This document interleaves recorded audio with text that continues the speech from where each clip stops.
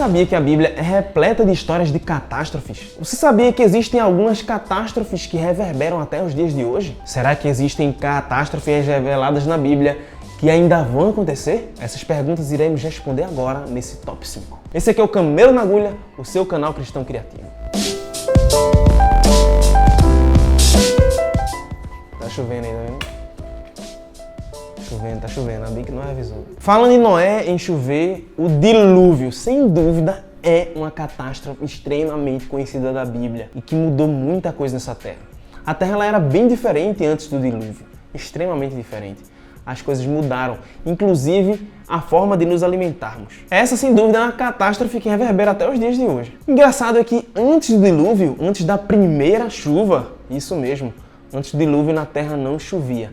Pelo menos é o que diz algumas linhas teológicas. Algumas pessoas creem nisso graças ao que diz em Gênesis capítulo 2, do verso 5 e 6. Mas você pode estar se perguntando, como o Tato perguntou agora há pouco aí, como é que as plantas então se regavam? Se auto-regavam-se a si mesmos? Será que Adão ele saía correndo pelo jardim, pegando água e planta por planta? Esse texto diz que um orvalho surgia pela manhã. Era como se fosse uma neblina, uma água flutuante. E aí, as plantas elas conseguiam ser regadas dessa maneira. Mas e aí, o que é dilúvio? Dilúvio é uma enchente em grande escala, cometida pela chuva ou por outras fontes de água, que tem a capacidade de devastar civilizações inteiras e até mesmo todo o planeta. Sem dúvida, essa foi uma das maiores catástrofes da história da humanidade do planeta Terra e está registrado na Bíblia. Número 2. Jó e seus filhos. Essa catástrofe é pesada até. O que foi que rolou? O que rolou é que é o seguinte, é porque essa catástrofe especificamente, ela mostra que Satanás, que o inimigo, ele tem poder para manipular a natureza. A narrativa da história de Jó começa com Satanás, ou Lúcifer, chegando até a presença de Deus como um representante da terra. Ele diz que rodeou, caminhou pela terra e ele se sentiu representante dela. Jesus ele estava se reunindo com representantes de outros mundos, talvez de outros planetas, não sei, outras realidades, outros universos. Enfim, eram representantes. E Lúcifer, ele aparece como representante da Terra, ó, se achando. Eu mando aqui, eu dei uma volta aqui, dei uma caminhada, uma olhada e tal, e é meu, o planeta é meu. E aí Deus, que Deus é Deus, né? Você briga com Deus. Muito esperto, ele fala assim, é mesmo, é? Não foi isso que ele falou. Mas ele fala assim, vistes meu servo Jó? Eu não sei se Deus fala assim, mas eu imagino ele falando assim. Vistes meu servo Jó? E aí é quando começa. É como se Deus estivesse dizendo, cara, tu não manda em nada. Beleza, pode ter uma galera aí que te apoia, que tá aí dentro do teu lado, mas tem muita gente que tá comigo. Inclusive, Jó. De certa forma, o inimigo ele confronta Deus dizendo, Senhor, você dá tudo o que ele quer, o cara é rico. Se você parar para observar, você percebe que Jó, ele era extremamente rico. E Jó, ele morava no Oriente Médio. A gente sabe que, segundo a Bíblia, a humanidade começou a partir dali. Ou seja, as pessoas estavam ali àquela volta. Se ele era um homem extremamente rico no Oriente Médio, isso nos leva a deduzir que ele era um dos homens mais ricos da Terra. Jó era extremamente rico. Então, com esse argumento, ele dizia que Jó tinha tudo o que queria. Então Deus disse, beleza, vai lá e tira o que você quiser dele. Só não tira a vida. E foi o que ele fez. Ele tirou toda a riqueza de Jó, a sua casa e até seus filhos. E aí é que entram as catástrofes. Coisas como um grande vento que derrubou muitas coisas, fogo caindo do céu. Tudo isso, ele usou a natureza para destruir as coisas que Jó tinha. Até doença ele conseguiu colocar em Jó. Tocou em Jó e Jó passou a ficar doente. Mas Jó nunca perdeu a sua fé em Deus e Deus restituiu tudo que Jó tinha em dobro. Só um parêntese aqui. Você pode dizer, Igor, mas os filhos de Jó morreram. Como é que Deus restituiu tudo de Jó em dobro? Deixa eu dizer uma coisa pra você. A história de Jó ainda não acabou, tá? A história de Jó ela vai se concluir na eternidade. Os seus filhos voltarão para ele sim, sem dúvida. Então, se alguém um dia perguntar isso pra você, diga, a história de Jó ainda não acabou. Número 3, catástrofe, seca extrema. Eu não sei se você já viu um local que vive a seca, sem água. Não cresce planta, os animais morrem, a vida é extremamente difícil. Imagina só uma seca extrema, e quando eu falo extrema, é extrema mesmo. Na época de Elias, um grande profeta de Deus, houve uma grande seca, uma seca de 3 anos e meio. Imagina, Tato, 3 anos e meio, tu sem tomar banho. Tem gente que... bebendo água suja. Tem gente que fica sem tomar banho em 3 anos e meio. Eu conheço uma galera no internato. Mas enfim, só choveu depois que o profeta falou. Acontece que o povo de Israel tinha se esquecido de Deus, eles estavam adorando a Baal, já fazia muito tempo. Elias, ele surge na Bíblia assim, sem ninguém esperar. Você tá lendo e de repente, pum, Elias. Ele já chega assim, mandando e dizendo, só vai chover agora, quando vocês voltarem a adorar a Deus. Ele é sozinho contra muita gente que queria adorar Baal. E, gente, aconteceu o que ele disse. Tendo essa perspectiva, então, eu imagino como é que o povo não deve ter sofrido durante 3 anos e meio sem chover. A fonte de água, naquela época, com certeza, boa parte era da chuva. Imagina agora a dificuldade com os reservatórios de água e onde eles iriam conseguir água para beber durante 3 anos e meio. Foi um momento de muita dificuldade, de muita fome. Foi muito difícil. Depois de uma longa história, claro que vale a pena você conferir na Bíblia, nesse texto aqui. Depois desse tempo, Deus permitiu a chuva e chuva com abundância. E o povo voltou a reconhecer que o Deus de Israel era o único Deus verdadeiro. A história é muito legal, vale a pena olhar. Quarta catástrofe, fome. Tá dando meio-dia aqui, já tá batendo fomezão, né? Eu também tô com fome. Se deu meio-dia e você já fica com fome, imagina agora uma fome de 7 anos em um reino, em um governo inteiro. Meu irmão, é bronca. No período de José caiu uma grande fome sobre o Egito. E existem muitos filmes que falam sobre isso. Já imaginou como ficaria a terra com uma praga em que as plantas parassem de crescer? Pois é, a terra do Egito passou por esse grande período de fome, 7 anos. E dessa vez Deus usou o seu servo José, que se organizou financeiramente com o governo para que as pessoas daquela região não morressem de fome. Ele fez isso guardando alimento. Eu falo situação financeira exatamente porque naquele período as pessoas trocavam comida, animais, como moeda de troca.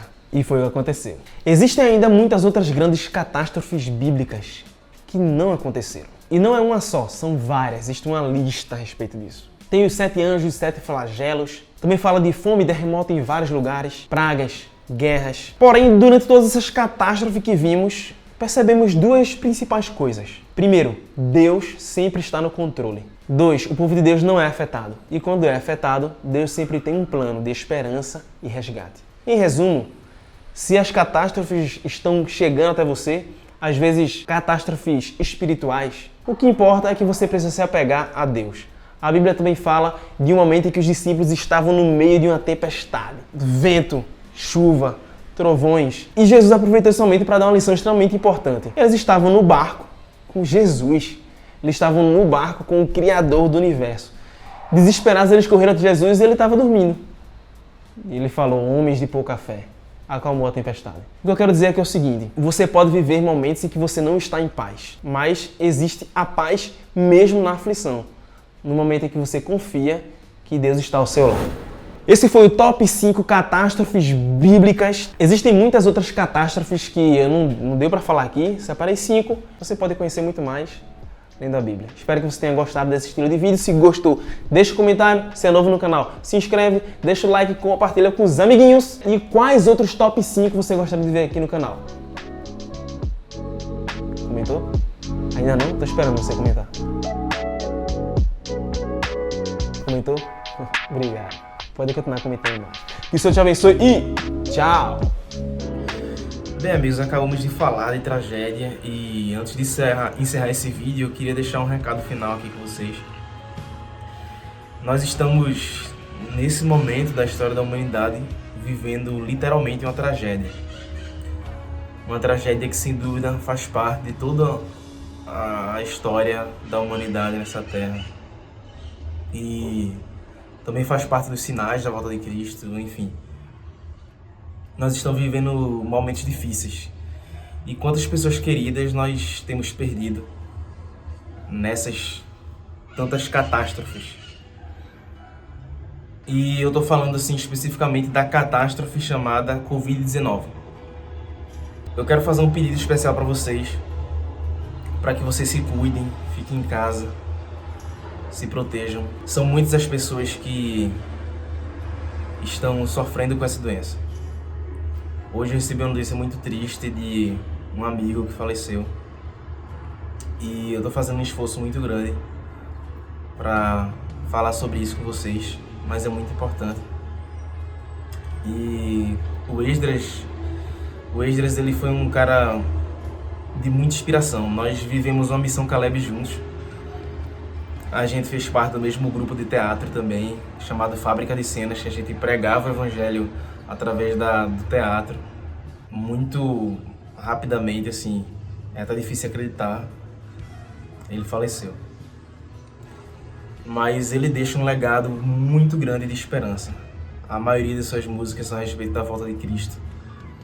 E tem uma música que eu gostava muito dele, na verdade eu gosto muito dele. E toda vez que eu falava dessa música com ele, ele ficava com vergonha, pedia pra eu não divulgar. Mas é uma música que fala da volta de Cristo e eu gosto demais.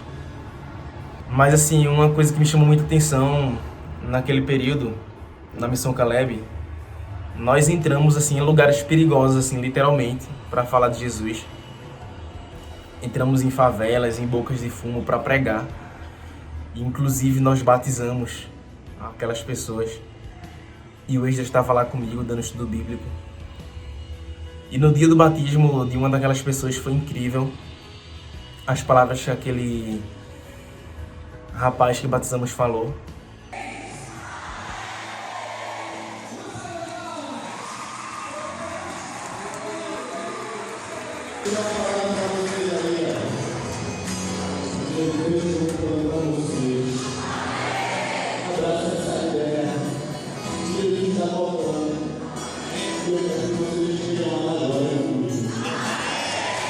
A gente comemorou muito essa esperança da volta de Cristo, porque a gente conseguiu passar essa esperança para o coração daqueles rapazes ali que estavam se batizando. As músicas do Esdras falam muito a respeito dessa esperança. Então que possamos viver essa esperança sempre. Os sinais estão claros, se você ainda não percebeu, você deve estar percebendo agora. Os sinais da volta de Cristo estão muito claros, a volta de Cristo é breve. Então se preparem, tá? E gente, quanto a essa doença, quanto a essa catástrofe literal que estamos vivendo, se cuida. Não acredite quando as pessoas estiverem dizendo que é só uma gripezinha, que é um negócio que não pega. Quando você tiver a oportunidade, tome a vacina. Não é marca da besta, isso é notícia falsa. Estude, pesquise, entenda que é o melhor que podemos fazer. Então, fiquem em casa, cuidem dos seus pais, seus avós, não se exponham a essa catástrofe. A todas as famílias que perderam entes queridos, tantas pessoas especiais, pessoas que estão sofrendo nos hospitais, fica aqui a nossa oração. Que Deus continue abençoando a cada um de vocês. Tchau. Eu imagino mesmo que em fragmentos sua glória ao voltar, sei que virá, enfim virá romper